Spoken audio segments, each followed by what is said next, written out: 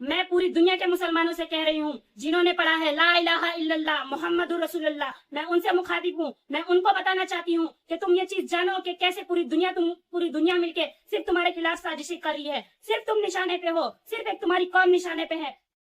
السلام علیکم ورحمۃ اللہ وبرکاتہ. پھر کے گلی گلی تباہ ٹھوکرے سب کی کھائے کیوں؟ پھر کے گلی گلی تباہ ٹھوکرے سب کی کھائے کیوں؟ دل کو جو عقل دے خدا تیری گلی سے جائے کیوں؟ جان ہے عشق مصطفیٰ روز فضو کرے خدا، جان ہے عشق مصطفیٰ روز فضو کرے خدا، جس کو ہو درد کا مزہ وہ ناز دوا اٹھائے کیوں؟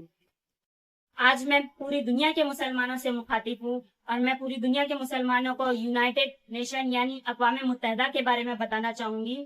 بہت لوگ اس چیز سے نا آشنا ہے، یعنی ان کو یونائٹڈ نیشن یعنی اقوام متحدہ کے بارے میں پتہ نہیں ہے. تو آپ لوگوں سے گزارش ہے کہ ویڈیو کو اینڈ تک ضرور دیکھیں. ویڈیو کو لائک کرے نہ کرے پر اس ویڈیو کو ہر مسلمان تک شیئر ضرور کریں، یہ میری تہہ دل سے گزارش ہے. یونائٹڈ نیشن یعنی اقوام متحدہ یہ کیا ہے؟ یہ ایک ایسی جگہ ہے جہاں پہ ساری دنیا کے پریزیڈنٹ کہہ لو یا پی ایم کہہ لو، جو بھی کہہ لو، وہاں کے سارے لوگ وہاں پہ جمع ہوتے ہیں. وہاں پہ جمع ہو کے یہ لوگ کیا کرتے ہیں؟ وہاں پہ جمع ہو کے وہ لوگ آپس میں باتیں کرتے ہیں، آپس میں میٹنگ کرتے ہیں. عام مسلمان سوچتا ہے کہ وہاں پر جو لوگ بیٹھتے ہیں وہ پوری دنیا کے فائدے کے لیے یا ان کی بھلائی کے لیے کچھ باتیں کرتے ہیں یا وہاں پہ میٹنگ کرتے ہیں، پر یہ سراسر غلط بات ہے. وہاں پہ صرف دھوکے بازی ہوتی ہے، فریبی ہوتی ہے اور صرف سازشیں کی جاتی ہے. اس کے علاوہ وہاں پہ کچھ نہیں ہوتا ہے. یونائٹڈ نیشن یعنی اقوام متحدہ میں کچھ کفن چور، کچھ ڈاکو، کچھ بدماش وہاں پر بیٹھتے ہیں اور پوری دنیا کے مسلمانوں کے خلاف وہاں پہ سازشیں کی جاتی ہے. صرف ان کی تباہی اور بربادی کے بارے میں بات کی جاتی ہے، اس کے علاوہ وہاں پہ کچھ نہیں ہوتا ہے. میں نے علامہ اقبال سے پوچھی کہ جناب آپ بتائیں کہ اقوام متحدہ یعنی یونائٹڈ نیشن میں کیا کیا جاتا ہے، وہاں پہ کیا باتیں ہوتی ہیں؟ تو علامہ اقبال فرماتے ہیں در جنیوا چیز غیر از مکر و فن، در جنیوا چیز غیر از مکر و فن، سے تو ان میش و نقچر من. سوائے وہاں پہ مکر و فن کے علاوہ کچھ باتیں نہیں کی جاتی ہے. مسلمانوں کو برباد کرنے کی باتیں کی جاتی ہے. ایک ظالم حکمران، ایک کافر حکمران دوسرے کافر حکمران سے کہتا ہے کہ تو بوسنیا کے مسلمانوں کو کچا چبا جا، میں ایران کے مسلمان کو کچا چبا جاؤں گا.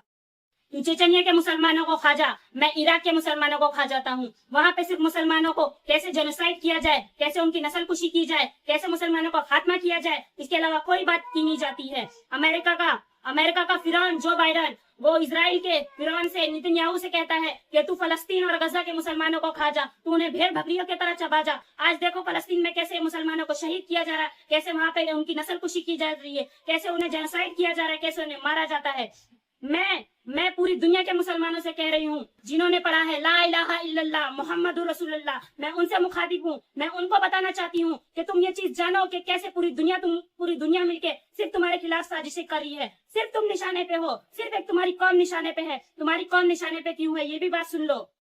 پوری دنیا کے لوگ صرف مسلمانوں کو اپنا نشانہ کیوں بنائے ہیں یہ بات تم جان لو. میرے پیر و مرشد علامہ مفتی سلمان اظہری ہمیشہ فرمایا کرتے تھے کچھ بات تو ہے کہ مٹتی نہیں ہستی ہماری، کچھ بات تو ہے کہ مٹتی نہیں ہستی ہماری، صدیوں رہا ہے دشمن دور زماں ہمارا.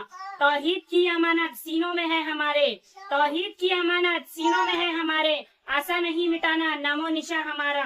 یونان و مصر و روما سب مٹ گئے جہاں سے، یونان و مصر و روما سب مٹ گئے جہاں سے، باقی مگر ہے اب تک نام و نشاں ہمارا. تو یہ بات یاد رکھو اور تمہیں پتا ہونا چاہیے کہ تمہارے دل میں عشق مصطفیٰ ہے، تمہارے دل میں توحید کی امانت ہے، یعنی تم ایک اللہ کو مانتے ہو اور اسی کے سامنے سر جھکاتے ہو. اسی لیے پوری دنیا تمہیں نشانے پر رکھی ہوئی ہے، اسی لیے تمہارا خاتمہ کرنا چاہتی ہے، تمہیں مارنا چاہتی ہے. اور تو یہ تو کبھی ہو ہی نہیں سکتا ہے، یہ تو ناممکن ہے.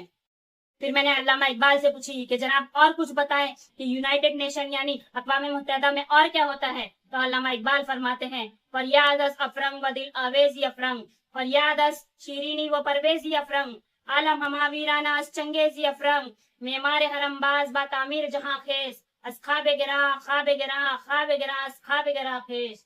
علامہ اقبال فرماتے ہیں کہ تم اس غلط فہمی میں بیٹھے ہو کہ یہ فرنگی تمہیں فلسطین آزاد کر کے دیں گے، یہ سارے جو تمہاری تباہی اور بربادی کی سازشیں کرتے ہیں یہ تمہیں فلسطین دلائیں گے، یہ برما میں یمن لائیں گے، یہ عراق میں یمن لائیں گے، یہ ایران میں یمن لائیں گے، یہ کچھ نہیں کر سکتے, یہ صرف تمہیں پاگل بنا سکتے ہیں, یہ تمہیں صرف تمہارے خلاف سازشیں کر سکتے ہیں, اس کے علاوہ کچھ نہیں کر سکتے ہیں. پھر اس کے بعد فرماتے ہیں اصحاب گرا خواب گرا خواب گرا اصحاب گرا, یعنی کہ تم اپنے خواب سے اٹھو مسلمانوں, اپنی نیند سے اٹھو. جب کلمہ تم نے پڑھا ہے تو قربانی بھی تمہیں دینی پڑے گی, تمہیں ہی ہر چیز کی قربانی دینی پڑے گی, تمہیں اپنے حرم کی حفاظت خود کرنی پڑے گی, تمہیں اپنی مسجدوں اپنے مدرسوں کی خود حفاظت کرنی پڑے گی, تمہیں ناموس رسالت کا پہرے دار بننا پڑے گا, تمہیں اپنے حضور کے نام پہ اپنی گردنیں کٹوانی پڑے گی, تمہیں اپنی نسلیں بھی دینی پڑے اگر ناموس رسالت کے لیے, تو تمہیں وہ بھی دینے کے لیے تیار ہونا پڑے گا, کیونکہ تو کلمہ تو تم نے ہی پڑھا ہے نا, تو قربانی بھی تو تم ہی دو گے نا. یہی بات تمہیں اپنے دل و دماغ میں بٹھانی ہے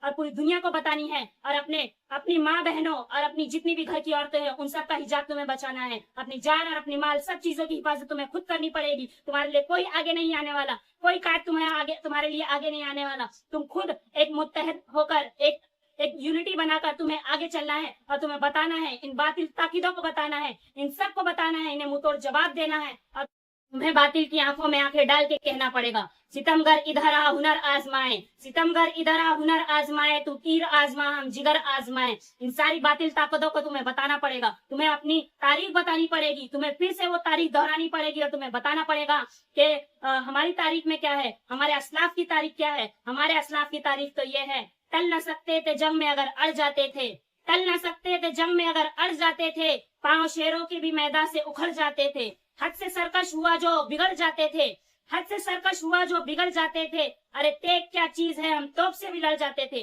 یہ ہمارے اسلاف کی تاریخ ہے, تمہیں یہ بتانا پڑے گا, اپنی تاریخ بتانا پڑے گا کہ ہماری تاریخ میں تو جنگ بدر ہے, ہماری تاریخ میں تو جنگ احد ہے, ہماری تاریخ میں تو جنگ خیبر ہے, ہماری تاریخ میں تو جنگ خندق ہے, اور ہماری تاریخ میں سب سے بڑی کربلا کی جنگ ہے. یہ تمہیں بتانی پڑے گی, اور تمہیں دہرانا پڑے گا, اور تمہیں بتانا پڑے گا کہ ہماری تاریخ یہ ہے اور ہماری طاقت کیا ہے. یہ بھی سارے باطل طاقتوں کو بتانی پڑے گی تمہیں. تو یہ کب آئے گا؟ جب تم اپنے نبی کے ناموں سے بات کرو گے, جب تم ناموں سے رسالت پہ بات کرو گے, جب تم ناموں سے رسالت کے پہرے دار بنو گے, اور اپنے دل میں عشق مصطفیٰ لے کر راہ میں نکل جاؤ گے, تو ہر دنیا کی طاقت تمہارے ساتھ میں ہوگی. تم سوچتے ہو کہ آج تمہارے ساتھ میں اللہ نے تو قرآن میں وعدہ فرمایا ہے کہ وہ تمہارے لیے فرشتے اتارے گا. جیسے جنگ بدر میں 313 جب صحابہ تھے تو وہاں پہ فرشتے آئے تھے, ان کے لیے فرشتے اترے تھے. تو تم خود دیکھو تمہارا ایمان کہاں پہ ہے. تمہارے گھروں میں ایمان نہیں ہے, تم نے فرنگے کا کلچر اپنایا ہوا ہے, تم اپنی بچیوں کا حجاب اتار کر کیسے انہیں بے پردہ کر کے گھما رہے ہو.